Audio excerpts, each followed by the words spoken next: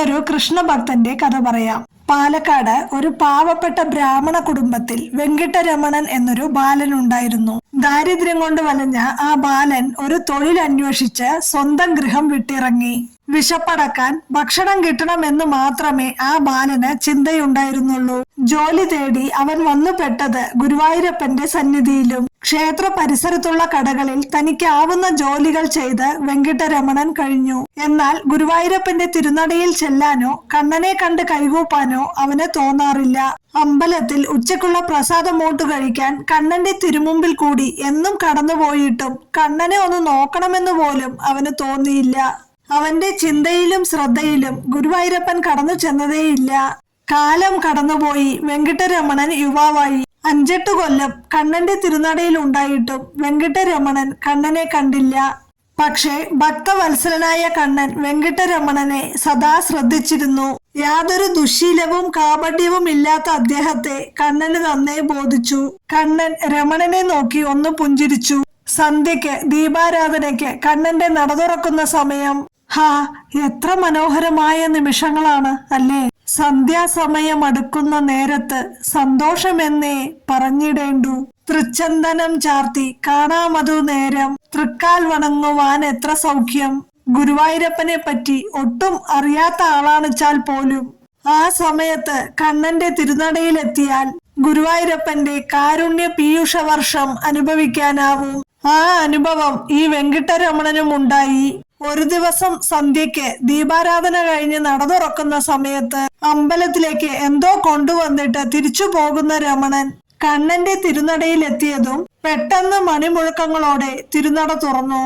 എല്ലാവരും ഉറക്കെ നാരായണ നാരായണ എന്ന് സന്തോഷത്തോടെ ജപിക്കുന്നതും മണിയടിക്കുന്നതും കേട്ട വെങ്കിട്ടരമണൻ ശ്രീകോവിലേക്ക് നോക്കി. അപ്പോൾ അതാ അവിടെ പീലി ചാർത്തിയ പൊന്നിൻ കിരീടവും ഫാലദേശത്തു തൊട്ടൊരു ഗോപിയും ചന്ദനത്താൽ പൊതിഞ്ഞ തിരുമയും നല്ല കൃഷ്ണ തുളസി പൂമാലയും പട്ടുകോണകം മുത്തരഞ്ഞാണവും കൊച്ചു കയ്യിലൊരു ഇത്തിരി വെണ്ണയും മറ്റേ കയ്യിലൊരു ഓടക്കുഴലുമായി പുഞ്ചിരിയോടെ നിൽക്കുന്ന കണ്ണനെ നെയ്വിളക്കിന്റെ ശോഭയിൽ ദൂരെയായി മിന്നിത്തെളിഞ്ഞു കാണുന്നു.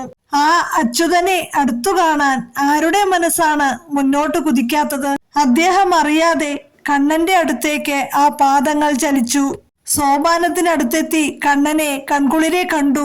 ഇതുവരെ അനുഭവിച്ചിട്ടില്ലാത്ത അലൗകികമായ ഏതോരനുഭവത്താൽ ആ മനസ്സ് നിറഞ്ഞു കവിഞ്ഞു. അത് കണ്ണുനീരായി നിറഞ്ഞൊഴുകാൻ തുടങ്ങി. അറിയാതെ അദ്ദേഹത്തിന്റെ നാവ് കൃഷ്ണ കൃഷ്ണ എന്ന് മന്ത്രിക്കാൻ തുടങ്ങി. തൃച്ചന്ദനത്തിന്റെയും തുളസിയുടെയും കർപ്പൂരത്തിന്റെയും ഗന്ധമേറ്റപ്പോൾ ശരീരം മുഴുവനും രോമാഞ്ചം പടർന്നു. ഇത്രകാലം ഇവിടെ ഉണ്ടായിട്ടും എന്തേ കണ്ണാ നിന്നെ കാണാൻ തോന്നിയില്ല എന്ന മനസ്താപം ഉള്ളിൽ നിറഞ്ഞപ്പോൾ മറ്റൊരു ദൃശ്യം കൂടി അദ്ദേഹത്തെ ആകർഷിച്ചു. വടക്കേ വാതിൽ മാടത്തിൽ മഹാത്മാവ് ഇരുന്ന് എന്തോ വായിക്കുന്നു. അദ്ദേഹം പാരായണം ചെയ്യുന്നത് എന്താണെന്ന് മനസ്സിലായില്ലെങ്കിലും അതിന്റെ മാധുര്യം വെങ്കിട്ടരമണന് അറിയാൻ കഴിഞ്ഞു. സാക്ഷാൽ കൂടല്ലൂർ കുഞ്ഞിക്കാവ് നമ്പൂതിരിപ്പാടെന്ന ഭാഗവതോത്തമനായിരുന്നു അത്. ശ്രീമദ് ഭാഗവതം പാരായണം ചെയ്യുകയായിരുന്ന അദ്ദേഹം മെല്ലെ തലയുയർത്തി വെങ്കിട്ടരമണനെ നോക്കി ഒന്ന് പുഞ്ചിരിച്ചു. പെട്ടെന്ന് രമണന്റെ ഹൃദയത്തിൽ ഒരു കൊളുത്തിട്ട് വലിച്ചതുപോലെയുള്ള അനുഭവമുണ്ടായി. അദ്ദേഹം അവിടെ ഇരുന്ന് ആ പാരായണം മുഴുവനും ശ്രദ്ധയോടെ ശ്രവിച്ചു. ഒന്നും മനസ്സിലായില്ലാച്ചാലും കണ്ണനെ മടിയിലിരുത്തി ഇരിക്കുന്ന ഒരു സുഖം. ജോലിക്കിടയിലും മറ്റും ഭഗവാന്റെ കഥ പറയുന്ന ഒരു മഹാത്മാവിനെ പറ്റി പലരും പറയുന്നത് കേട്ടിട്ടുണ്ടായിരുന്നു. അത് കൂടല്ലൂർ കുഞ്ഞിക്കാവ് നമ്പൂതിരിപ്പാടെന്ന ഈ ഭാഗവതോത്തമനെ കുറിച്ചായിരുന്നു എന്ന് രമണന് മനസ്സിലായി. പാരായണ ശേഷം ജനങ്ങൾ പിരിഞ്ഞപ്പോൾ വെങ്കിട്ടരമണൻ നമ്പൂതിരിപ്പാടിന്റെ അരികിലെത്തി. അദ്ദേഹത്തെ സാഷ്ടാംഗം പ്രണമിച്ചുകൊണ്ട് കണ്ണീരോടെ പറഞ്ഞു, എത്രയോ കാലമായി ഞാൻ ഈ തിരുസന്നിധിയിൽ എത്തിയിട്ട്, എന്നിട്ടും ഇന്നാണ് ഞാൻ ഗുരുവായൂരപ്പനെ കണ്ടത്. ഇത്രയും കാലം ഉണ്ടും ഉറങ്ങിയും വേല ചെയ്തും ഞാൻ വിലപ്പെട്ട സമയം പാഴാക്കിയല്ലോ. അങ്ങയെപ്പറ്റിയും പലരും പറഞ്ഞു കേട്ടിട്ടുണ്ട്. എന്നാലും ഒരിക്കൽ പോലും കാണണമെന്ന് തോന്നിയതേയില്ല. നല്ല ഒരു മനുഷ്യജന്മം ഈ വിധം പാഴാക്കിയല്ലോ. ഇതുകേട്ട് ശ്രീ കുഞ്ഞിക്കാവ് നമ്പൂതിരി വെങ്കിട്ടരമണനെ ശിരസിൽ കൈവച്ച് അനുഗ്രഹിച്ചുകൊണ്ട് വാത്സല്യത്തോടെ പറഞ്ഞു, ഇല്ല കുഞ്ഞെ, ഒട്ടും സമയം വൈകിയിട്ടില്ല. ഇതാണ് ശരിയായ സമയം. പൂർവജന്മത്തെ പ്രാരാബ്ദങ്ങൾ അല്പം ബാക്കിയുണ്ടായത് തീർന്നൂന്ന് കൂട്ടിക്കോളൂ. ജന്മജന്മാന്തരങ്ങളായി ആർജിച്ച പുണ്യം കൊണ്ട് മാത്രമേ ഗുരുവായൂരപ്പനിൽ ഭക്തി ഉണ്ടാവൂ. കണ്ണന്റെ കാരുണ്യം മൂലം ഇപ്പോൾ നിനക്കതുണ്ടായി. അതുകൊണ്ട് തന്നെ നിന്റെ പാപങ്ങളിൽ നിന്നും മുക്തനായി. ഇനിയുള്ള സമയം ഭാഗവതം ശ്രവിക്കാനും നാമസങ്കീർത്തനത്തിനും ഗുരുവായൂരപ്പനെ സേവ ചെയ്യാനും സജ്ജന സംഘത്തിൽ ഇരിക്കാനും ശ്രദ്ധിക്കണം. ഒക്കെ നേരാവും.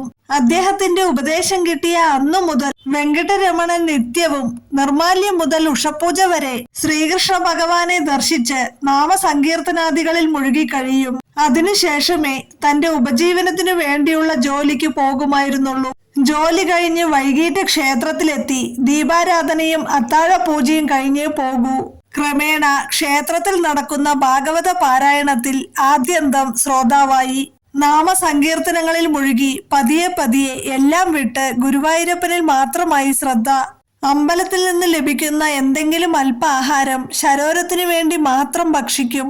അദ്ദേഹത്തിന്റെ ചുണ്ടിൽ സദാ നേരവും അനായാസേന മരണം വിനാ ദൈന്യേന ജീവിതം ദേഹി മേ കൃപയാ കൃഷ്ണ ത്വയി ഭക്തിമ ചഞ്ചലാം എന്ന പ്രാർത്ഥന നിറഞ്ഞു നിന്നു. സാധാരണഗതിയിൽ നാം പറയും ബുദ്ധിമുട്ടില്ലാതെ മരിക്കണം, ജീവിച്ചിരിക്കുമ്പോൾ വിഷമങ്ങൾ ഉണ്ടാവരുത് എന്ന്. പക്ഷെ അതല്ല ശരിയായ അതിന്റെ ആന്തരാർത്ഥം എന്ന് അടുത്ത വരികൾ ശ്രദ്ധിച്ചാൽ മനസ്സിലാകും. കൃഷ്ണ, എനിക്ക് അചഞ്ചലമായ ഭക്തി തരൂ എന്നാണ്. ദൃഢമായ ഭക്തി ഉറയ്ക്കുന്നതുവരെ ഈ ശരീരം ഞാനാണ്, ഇതോട് ബന്ധപ്പെട്ടതെല്ലാം എന്റെ ആണെന്ന് നമുക്ക് തോന്നും. അല്ലാന്ന് വാക്കുകൊണ്ടൊക്കെ പറയിച്ചാലും ജീവിത സാഹചര്യങ്ങളിൽ നമ്മൾ പലപ്പോഴും പതറിപ്പോകും. ഈ ശരീരം ഞാനാണ് എന്ന തോന്നൽ വിട്ടുപോകുന്നതുവരെ ശരീരത്തെ ബാധിക്കുന്നതെല്ലാം നമ്മെ ബാധിക്കും. മരണസമയത്ത് എന്റെ ശരീരം വെടിഞ്ഞ് എന്റെ പുത്രകളത്ര ബന്ധുമിത്രാദികളെ വിട്ട് അതുവരെ സമ്പാദിച്ചതെല്ലാം വിട്ടു പോകണമല്ലോ എന്ന ചിന്ത മരണത്തെ ദുസ്സഹമാക്കും. എന്നാൽ കൃഷ്ണനിൽ ദൃഢമായ ഭക്തി ഉറച്ചാൽ നമ്മുടെ പുറമേയുള്ള ഒന്നും നമ്മെ ബാധിക്കില്ല. വിനാ ദൈന്യേന ജീവിതം. കൃഷ്ണനിൽ ഉറച്ചാൽ ഈ ശരീരം എപ്പോൾ വീണുപോകുന്നു എന്നുപോലും നാം അറിയില്ല. അനായാസേന മരണം. ഇതാണ് ആ മഹാത്മാവ് സദാ പ്രാർത്ഥിച്ചിരുന്നത്. വർഷങ്ങൾ കഴിഞ്ഞു. വെങ്കിട്ടരമണൻ പരിപൂർണമായും ഗുരുവായൂരപ്പനിൽ ഉറച്ചു. അപ്പോഴും അദ്ദേഹം ജപിച്ചുകൊണ്ടേയിരുന്നു അനായാസേന മരണം. ഒരു വൃശ്ചിക മാസ ഏകാദശി ഉത്സവകാലം. ദ്വാദശി പാരണ കഴിഞ്ഞ് അടുത്ത നാൾ ശ്രീ കുഞ്ഞിക്കാവ് നമ്പൂതിരിയുടെ ഭാഗവത പാരായണം വടക്കേ വാതിൽ മാടത്തിൽ തുടങ്ങി. വെങ്കിട്ടരമണൻ നിത്യവും പാരായണാദികളിൽ പതിവ് പോലെ പങ്കെടുത്തു. ഒരു ദിവസം പാരായണം ശ്രവിച്ചുകൊണ്ടിരുന്ന വെങ്കിട്ടരമണൻ പെട്ടെന്ന് എഴുന്നേറ്റു. പാരായണത്തിനിടയിൽ ഒരിക്കൽ പോലും എഴുന്നേൽക്കാത്ത വെങ്കിട്ടരമണനെ എല്ലാവരും ശ്രദ്ധിച്ചു. വളരെ ശാന്തവും ഒരു പ്രത്യേക പുഞ്ചിരിയും ആ മുഖത്ത് നിറഞ്ഞു നിൽക്കുന്നത് എല്ലാവരും കണ്ടു. അദ്ദേഹം നേരെ ശ്രീകോവിലിനു മുന്നിലേക്ക് നടന്നു. തിരുനടയിലെത്തി ഗുരുവായൂരപ്പനു നേരെ സാഷ്ടാംഗം പ്രണമിച്ച് കൂപ്പുകൈകളോടെ കിടന്നു. ആ കിടപ്പ് കുറച്ചധികം നീണ്ടു. സ്ഥലകാലബോധം വിസ്മരിച്ച് അദ്ദേഹം പ്രാർത്ഥിക്കുക പതിവുള്ളതാണ്. അതുകൊണ്ട് ആദ്യം ആരും അത് കാര്യമാക്കിയില്ല. എന്നാൽ യാതൊരു അനക്കവുമില്ലാതെ കുറച്ചധിക നേരം കിടക്കുന്നത് കണ്ട് കുറച്ചു ഭക്തന്മാർ അടുത്തെത്തി അദ്ദേഹത്തെ ശരീരത്തിൽ തൊട്ടു വിളിച്ചു. അദ്ദേഹം പോലും അറിയാതെ ആ ശരീരമാകുന്ന വസ്ത്രം അഴിഞ്ഞു വീണു. ഗുരുവായൂരപ്പൻ കൈപിടിച്ചാൽ പിന്നെ എന്തു നോക്കാൻ എന്റെ കൃഷ്ണ. ഗുരുവായൂരപ്പനിൽ വെങ്കിട്ടരമണൻ അലിഞ്ഞു ചേർന്ന ഈ കഥ നിങ്ങൾക്ക് ഇഷ്ടപ്പെട്ടുവെങ്കിൽ എല്ലാവരിലേക്കും ഒന്ന് ഷെയർ ചെയ്യൂ.